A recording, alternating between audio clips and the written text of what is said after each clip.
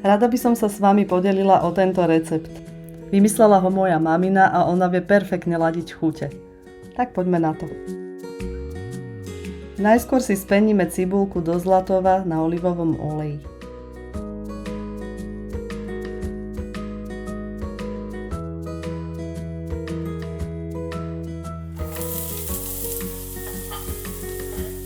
Potom budeme postupne vmiešavať všetky ingrediencie nakrájané na kocky. Na cibulku dáme udené tofu,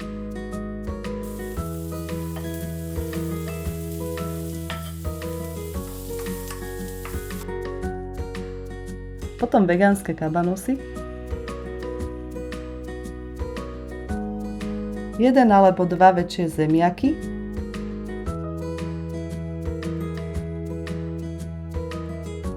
približne 2 veľké rajčiny,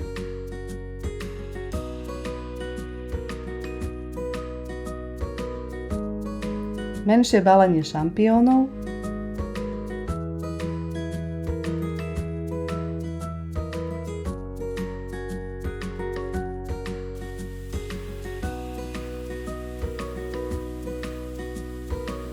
pridáme soľ,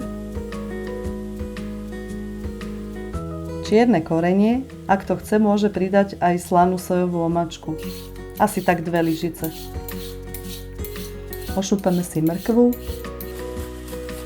nastrúhame ju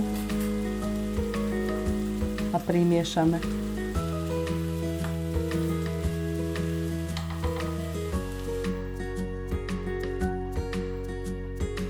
Zalejeme trochu vodou alebo zeleninovým vývarom a necháme podusiť, až kým zemiačiky zmäknú.